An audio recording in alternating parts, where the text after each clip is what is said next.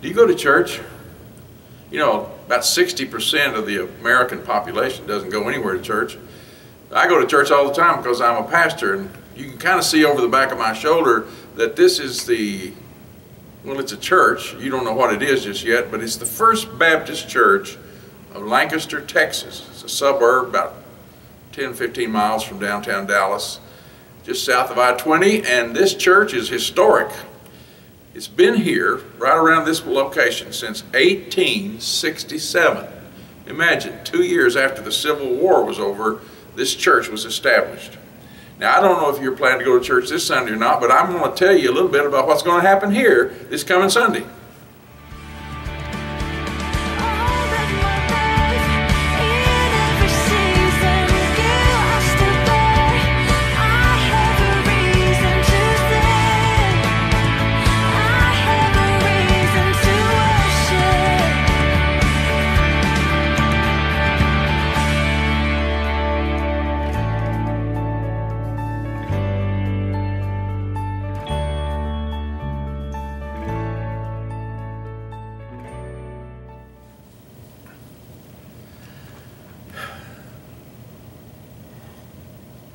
Nothing like a good cup of coffee in the late afternoon to kind of keep you perked up. You know, this coming Sunday, something very, very special is going to happen at the First Baptist Church of Lancaster. I'm Dan Griffin, the pastor, and this is Weekly Word with Dr. Dan. Now, I don't know if you really want to know what I have to say every week, but I hope you do, because I think it'll be interesting. I'll try to make it interesting. And I wouldn't miss church this Sunday for anything. Now, you're going to accuse me of being very subjective, and you'd be right, because the person who's going to bring the morning message here at the First Baptist Church of Lancaster is Natalie Griffin Mitchell. Now, my name is Griffin, and her middle name is Griffin because she was my daughter. Now, she's married, and she works on my staff here. She went to Juilliard to learn how to sing opera. God had other plans for her. But along the way, a couple of doctors told her when she was still in high school that she might not ever have any children. And she was reconciled to that. She was going to be a good aunt to her nieces and nephews. And lo and behold, God had other plans for that time. He sent her a little girl.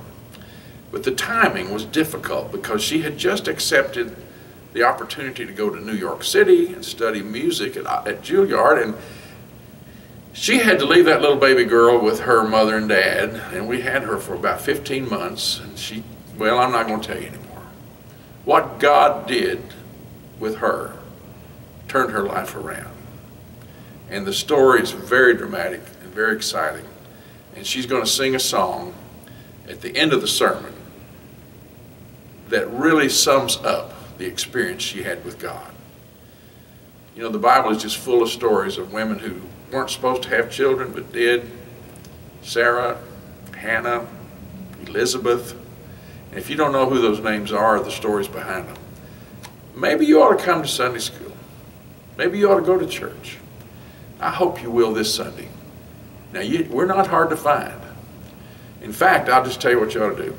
Why don't you right now write this down?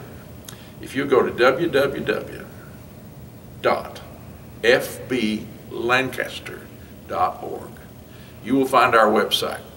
If you don't have a pencil, just put in First Baptist Church or FBC Lancaster, and it'll pop up anyway. You'll learn a bit more about our staff and our church history and what we're doing now. God seems to really be at work here. And we want you also, still listening, sign up for our YouTube messages. If you'll do that, and there's a link there you can sign up on, then every time we do one, you'll have a notification of it.